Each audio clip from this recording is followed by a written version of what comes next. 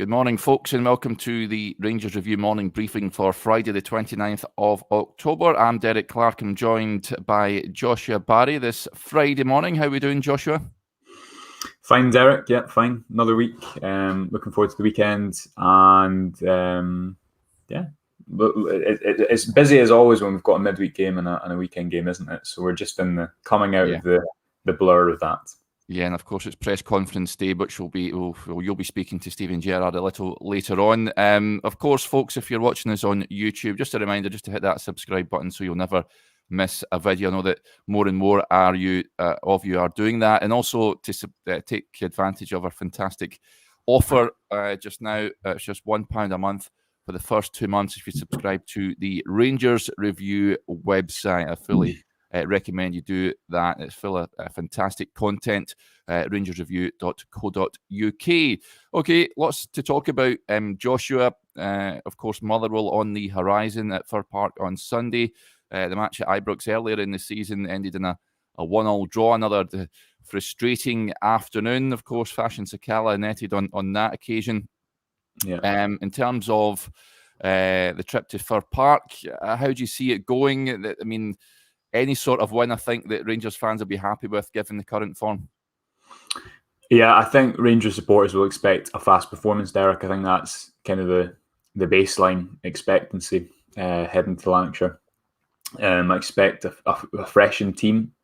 There's a big squad at Ibrox this year, and I think this is the time to use it. This is the time to give up a couple of players a little bit of a rest, but also give players a chance. I think players like Fashion Sakala, I know we'll maybe come on to speak about who should be in our teams and why, but yeah, Motherwell will be a really tricky opponent. I mean, the two games that Rangers have played against Graham Alexander's Motherwell have been quite stuffy draws, 1-1 draws both times. You remember that when Rangers went to Fir Park last season, it was the game where they made 46 crosses because Graham Alexander's side deliberately sat off them. And if you watch the highlights of that game, if you don't know what I'm talking about, watch the highlights to refresh your memory, because it's quite something. But it worked up until Cedric Itten scored in the 70 whatever minute, and then obviously at Ibrox, what was that, mid-September, I think. That was a game where Rangers started well, but Motherwell scored a really good goal against them. It was also the victim of some pretty poor defending by the home side, and sat in thereafter. So they're not on the greatest run. I think they've lost 3 of their last 4. They obviously came back. St Mirren came back from 2-0 down, I think, at Fir Park in midweek. So it'll be really difficult. And it's not. I think it's not the game that Rangers would probably choose if they could choose a game at the weekend. It'll be a really tough game. The home crowds are noisy there. In saying that, they also have a decent record there. They've had some big wins there in the past.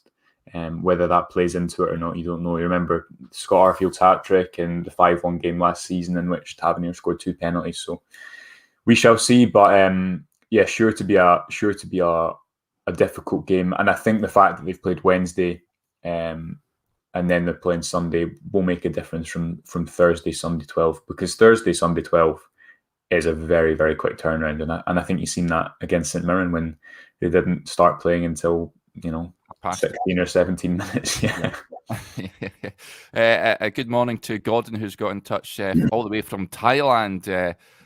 Far more exotic than where we're recording this video from. Speak for yourself. I'm in Maryhill, so speak for yourself.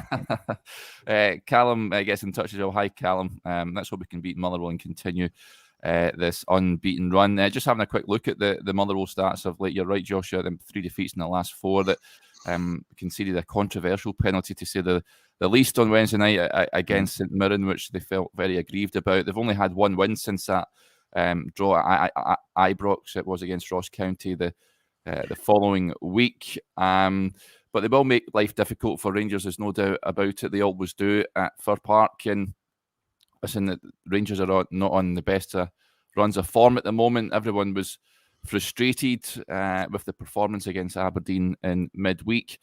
They're wanting a reaction. We keep saying, Joshua, that just wait till they kick into gear. The manager's been saying that. We're now hitting November time. Can you see shoots of recovery and maybe recapturing last season's form? I mean, I said I spoke yesterday. I think it was about the kind of looking at the week where the Hearts 45 minutes was very good. The Brøndby game was it's a 2-0 win in Europe. It has to be good. And then against St Mirren, Rangers limited St Mirren to a 0.06 xG. So which I think one of our contributors, Craig Vickers, said that was the lowest tally that Stephen Gerrard's side had ever allowed away from home in the Premiership. So that is shoots of recovery, because it was the defensive base was starting to recover itself. The pressure numbers looked really healthy against Brøndby and St Mirren in particular, and as well as that, he had a lot of chance creation in the first of those two games against Hearts and Brøndby. It's such a different conversation if a couple of those chances go in. So then do you put that down to shoots of recovery, or do you put it down to, well, they've not done it? I guess it depends on your optimism levels. I tend to think that the result makes things seem worse than they actually are. And although that sounds a bit strange, because Rangers have dropped 8 points at home, I think if you look at that last week in isolation, there was shoots of recovery. I think if you then rotate the squad a little bit and keep it fresh, look at Fashion Sakala's impact when he came off the bench. You can say he's a little bit unorthodox, but he goes and wins the ball back and then wins a penalty. No one else in the team was injecting that sort of pace and directness in the game in midweek. So, I think when Gerrard speaks about fixing issues, it's not about developing a whole plan B. It's about varying stuff. I think there is, as we've discussed, plenty on the site, and you can read loads of tactical content on this. There is areas in which Rangers do need to vary more. Against Aberdeen, they should have attacked the space more with more than just a left back. The reason the pitch was so compact and you didn't see much of Aribo and Hadji was because Aberdeen played a 3-4-3, could overload, protect all the central spaces. And when the ball was switched, Rangers only had one player there. And Calvin Bassey had an okay game. But hypothetically, if you've got a Scott Wright in that space, or if you bring Fashion Sakala on and play him high left and just tell him to hug that side of the pitch, it's a different game. And I think that's a little bit of probably the issue Stephen Gerrard speaks about. The defensive worries are a concern, yes, but again, you look back to the St Mirren game where St Johnstone, Dundee United away, it was all pretty hair-raising at points. Arguably in the Dundee game, Rangers shouldn't have taken all 3 points. The St Johnstone game needed a wonder goal and a penalty to take all 3 points. So it's really hard to draw a general narrative of, I'd say. But I'd say it's not...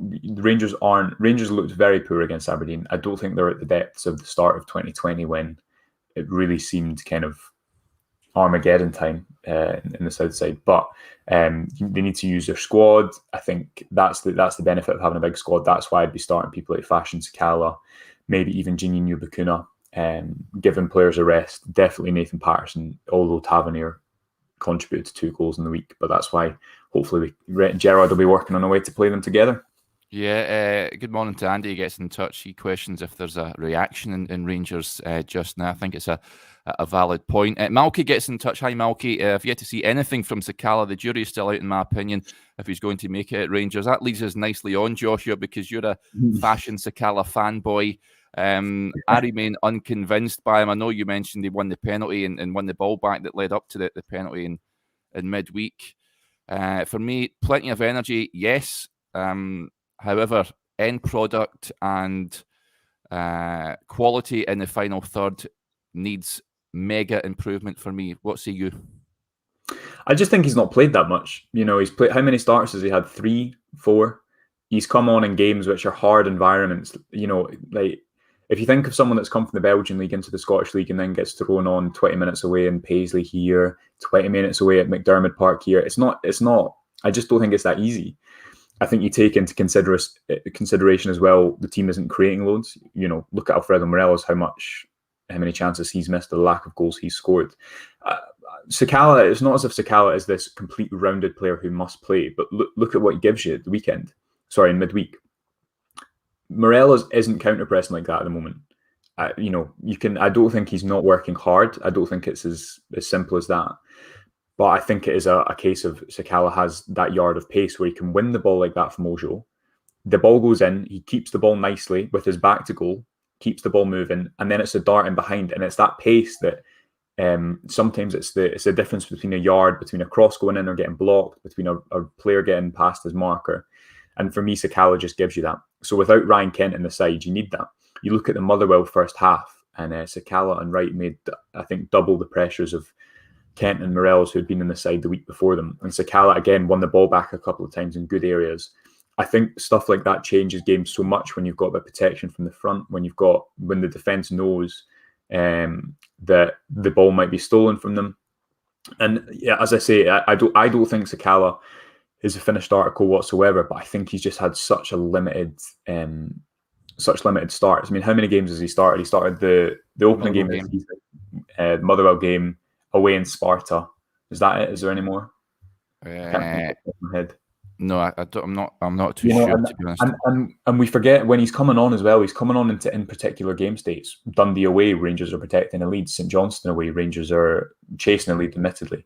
But I just think that he needs more time before there's a judgment of he's not good enough. And also, the Motherwell goal is a poacher's goal, and Rangers haven't scored all that many of them this season. So I think that you need someone to stretch the pitch in behind. Everyone that watched that game in midweek will have seen the lack of ability to stretch the game, which in turn allows Aberdeen to squeeze the game.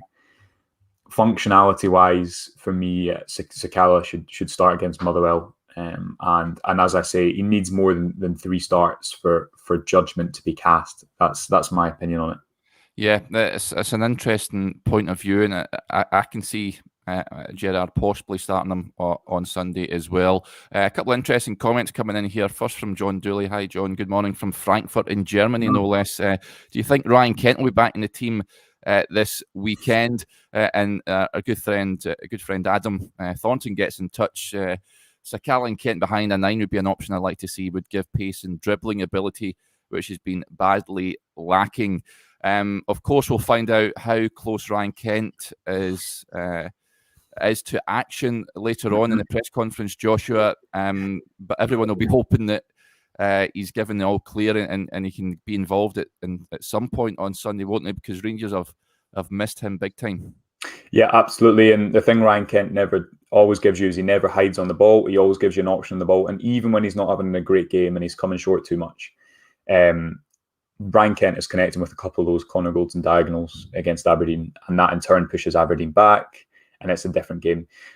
I agree with Adam. I'd like to see more directness. I'd also like to see Kent and Sakala, in particular Kent, start from a wider position. This is something spoken about a lot before, but in effect varying it and looking at a game where, like Aberdeen, where is the space, and certainly was not centrally, and just allowing him to isolate himself one-on-one more with opposition players. Because think of that team in midweek, who can go and beat a player one-on-one. And I think when a team's sitting in, that's integral, because you've got to then commit a man. Whereas if you're going to always move the ball around, if that's not done really quickly, switching the ball side to side, which I don't think Rangers do when they're not at their best, then you can't go around teams apart from crosses. And as we've discussed, I think yesterday, Rangers only created one chance that wasn't from a cross against Aberdeen. So for me, the only player that could do that midweek was Joe Aribo. Joe Aribo was at times playing in quite congested spaces, although he did come out wide. So Ryan Kent will be important. Doesn't get rushed back, I guess, but will be so important. And I agree with Adam. I'd like to see that front three with maybe Roof ahead of them, and just to give it a chance. That we've seen a lot of Roof and Morelos. It'd be good to give a different variable an opportunity. And I think the thing is, you can't underestimate what pace gives you, raw pace. And in that Rangers team, it was the same against St Mirren, and Rangers did manage to recover in that game without pace. But it just completely changes the game, in my opinion, because when else are St Mirren going to be able to squeeze Rangers up and play almost inside their own half for 20 minutes of football? It's almost abnormal. So yeah, I think one of the issues that Gerrard references when he's speaking about fixing issues will 100% be ensuring that pace is in most teams that he puts forward, because it otherwise you can go round through or over a defence, and with no pace you take out one of those options. Yeah, so many comments coming in. Folks, Barry gets in touch. I wish you could get back to playing the way Gerrard when he first came in, high pressing, set the traps fast and destroying teams. It was great to watch. Seems to have lost that part of our game, and teams have worked us out. Fraser also with a similar point. Where's our high energy, aggressive press gone? Also, Hadji wasted out wide. Unfortunately, he's got to play central. Steve Davis is a big miss in centre mid too. Noticed against Aberdeen. That leads us on. There's an article on the website today, folks, from Johnny McFarlane on 3 key issues affecting Rangers at the moment, and if it's finding a new way, but teams are working out the 4-3-3, and he suggested going to a sort of 3-5-2, so you can get Nathan Patterson in the team and moving James Tavernier back in sort of in the central defensive positions.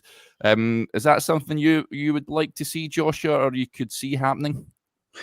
Yeah, well, I mean, I think, and again, this is something that we've written about lots. There's a piece where I explain about why Rangers play with a style first in a formation. Michael Beale's one of the many interviews he's done recently. So that gives a bit of context and background to the conversation about variation. Because if you look at the St Mirren game, for example, Rangers have variation, and variation changes the game. They go from playing a one player at the base of midfield to 2. That impacts the opposition game plan, and then the opposition game plan doesn't work and Rangers can play their game. Against Aberdeen, Rangers didn't have that variation in the wide areas, which meant that Aberdeen could continue to play their game plan until pace came on really late in the game and Rangers started to chase it. So I think it's the conversation of more variation. I'm not opposed at all to Tavernier and Patterson in the same team. I would like to see that option, because where does Tavernier assist that the penalty from? In a really central position. He can be so effective there, closer to goals, almost playing as a bit of a playmaker. You look at his technical quality comparatively to the league, he of course can do that. There's a conversation about maybe him playing with his back to goal in central areas a little bit, but who knows? But I think to the pressure issues, it's really interesting because I think there is a reality that the pre-season has impacted that. I think there's a reality that some players had COVID and niggling injuries at the start of the season, which doesn't allow you to play with such a high energy style. There's no denying that at times Rangers counter press and press has looked unorganised. I think when you play Roofe and Morelos together, I think both work hard, but they've not got, again, that pace of Sakala that I think can really hurt teams. In saying that, Roofe did win the ball back for the first goal against St Mirren, which is important to remember. But if you look at the pressure numbers against St Mirren were the highest of the domestic campaign apart from Celtic. The pressure numbers against Bromby, and pressure just being a single act of a player inflicting pressure on the ball. Against Bromby, it was the highest of the European campaign. So again, that's green shoots. That suggests that Rangers are allowing themselves the platform to go and play. If you look at the performance against Bromby and St Mirren, both really showed the benefits of their mid-block. The Bromby in particular, the pressure map was on the website, and I called it the poster boy for a European mid-block for Rangers, because it's exactly the area they'd want to pressure Bromby in and push them backwards, and not have to inflict much pressure at all in the centre, which is where you want to keep the ball away from. So I think personally, if you had Sakala and Wright, or even Sakala and a fit Kent in that front line, you would see the pressure from the front improve. I think when you play Roofe, Morelos and Hadji, again, not necessarily down to work rate, but just the base attributes of players, I think you do lack that a little bit. So it'll be interesting again to see what Gerrard does at the weekend, because in my opinion, the Roofe, Morelos and Hadji has its place in a few games, and I don't think it's Motherwell away. It worked against St Mirren. Obviously, they're great technical players, but I just like to see a little bit more pace there. Yeah, well, Ali Quinn sort of goes along with your thinking, Joshua. He would like to see Scott Wright and Sakala alongside Ryan Kent if he's fit on Sunday. That leads us on. We'll do our predicted lineups this afternoon. You can get them on the website, folks. Just having a quick eye over who you think will be starting on Sunday, Joshua. Do you see many changes? For me, Alan McGregor may come back in. In terms of the back four, I think it'd be very much the same as we've seen on Wednesday, even though there's a clamour to get Nathan Patterson in the team. Midfield for me, I can see Davis coming back in. John Lundstram, of course, was removed on Wednesday. He may be taken out the firing line. Scott Arfield may come back in. Up top, I think there will be changes. I think it's either Morelos or Roof. It's one or the other. Yeah. I think one of them comes out the firing line, and Hadji maybe also. So it could be a front three. Sakala, I think it may opt for him, either Roof or Morelos, and then one other. It could be Scott Wright. What say you? Yeah, I'd also quite like to see Bakuna start at one point, whether that be in the midfield three or front three.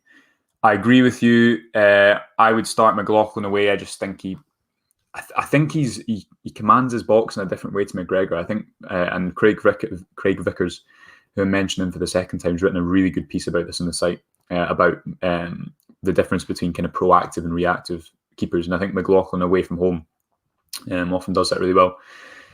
Davies, I think I agree with you. Probably Roof. I think I'd drop Morelos and maybe put Wright in there as well for Hadji, or maybe just one, just one change to inject a bit of pace. But yeah, I'd like to see Bakuna as well. Again, he's had 2 starts. Again, struggled at times when he's come on. So yeah, maybe time to give him a start. But who knows? I think there will be changes. I can't see it being the same team. Yeah. If it's the same team, I'll be really surprised. Yeah, that'll do us here, folks. Thanks again to everyone getting in touch, interacting with us. Remember to subscribe to the Rangers Review now for just £1 a month for the first 2 months and support top quality journalism covering the club you love. And remember, if you're watching us on YouTube, just to hit that subscribe button as well. We'll be back on Monday to reflect on Sunday's game. But until then, enjoy your weekend.